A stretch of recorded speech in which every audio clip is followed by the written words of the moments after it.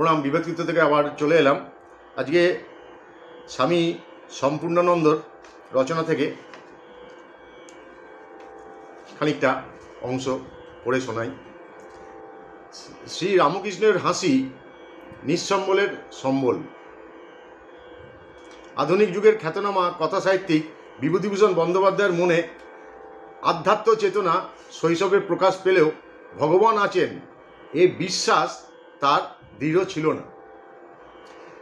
শ্রী শ্রী রামকৃষ্ণ কথামৃত এবং রোমা রোলার দেখা the life of Ramakrishna বই দুখানি পড়ে ভগবান যে আছেন এ বিশ্বাস তার সুদৃঢ় হয়।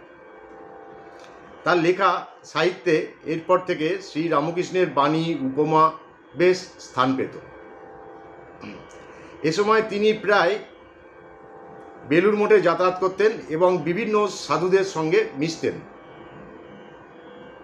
তিনি যে একসময় শ্রী রামকৃষ্ণকেই ভগবান বলে বিশ্বাস করতেন তা তার নিজের লেখা থেকেই জানা যায়। একদিন তার ছেলে বাবলুর জ্বরের জন্য তার মন খুব খারাপ। 19 মে 1950 তিনি লিখেছেন, ভগবান রামকৃষ্ণ ও বিবেকানন্দের ছবির কাছে বাবলুর জন্য প্রার্থনা করি। পেনিসিলিন নিয়ে আমি যখন আসছি তখন শুধুই ভাবছি বাবলুকে গিয়ে কেমন দেখব। বাড়ি এসে শুনি ওর ফোড়া ফেটে গিয়ে জ্বর কমে গেছে। রামকৃষ্ণকে যে কি বলে কৃতজ্ঞতা জানাবো। ভগবান তো বাবা, তাকে কি জানাবো। শ্রী রামকৃষ্ণের এক একনিষ্ঠ বিশ্বাস ভক্তির এক জ্বলন্ত নিদর্শন। পরবর্তীকালে এই বিশ্বাস ভক্তি এতই পাকা হলো যে তিনি রামকৃষ্ণকে জীবনের ধ্রুবতারা রূপে গ্রহণ করে তার ফটো পুজো করে ধ্যান করে তাকে জীবন্তই উপলব্ধি করেছেন। একসময় বিভূতিভূষণের হৃদযন্ত্র ও কিডনি বিকল হয়ে পড়ে। মৃত্যুর পূর্বদিন মঙ্গলবার তিনি তার স্ত্রী কল্যাণী দেবীকে ভেঙে পড়তে দেখে বলছেন, তুমি অত অধীর হচ্ছ কেন? তিনি পরম পিতা, তিনি ডেকেছেন, আমার প্রয়োজন হয়েছে, আমি চলে যাচ্ছি। তোমারও প্রয়োজন আসবে, তিনি ডাকবেন, তুমিও যাবে। এ তো শুধু এ বাড়ি থেকে ও বাড়ি যাওয়া, এতে এত বিচলিত হবার কি আছে? তিনি তো আমাদের সকলেরই পিতা।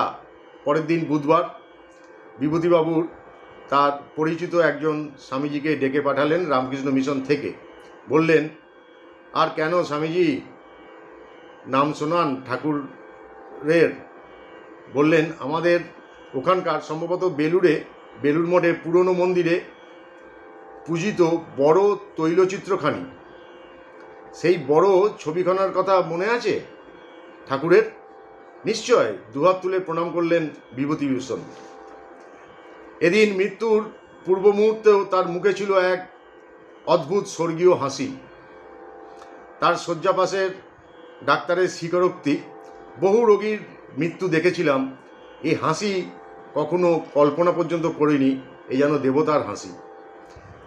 সেই বড় ছবিখানাতে শ্রী শ্রী ঠাকুরের যে দিব্য হাসি যা তিনি দর্শন করেছেন বিভূতিভূষণ, শ্রী শ্রী ঠাকুরের সেই ছবি নিজ হৃদয়ে ধ্যান করে এমন সম্পদে পরিপূর্ণ হয়েছেন যে তার মৃত্যু ছিল না।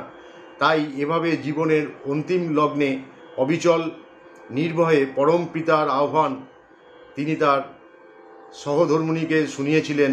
হয়তো তিনি দেখেছেন সংসারের পাপ পঙ্কিল কর্মফল থেকে মুক্ত করে তার ইষ্টদেব ভগবান শ্রী রামকৃষ্ণ দু হাত বাড়িয়ে কোলে নিতে এসেছেন তাকে। তাই হয়তো শ্রী ঠাকুরের দিব্য হাসি দর্শনে তাকে নিশ্চিত নির্ভর করে অনাবিল হাসিতে ভাসিয়ে দিয়েছেন, যা উপস্থিত ডাক্তারেরও চোখে ধরা পড়ে। স্বামী জ্ঞানপ্রকাশ নন্দ, সম্পাদক স্বামী সুপর্ণানন্দ। নমস্কার, রাখছি। জয় ঠাকুর, জয় মা।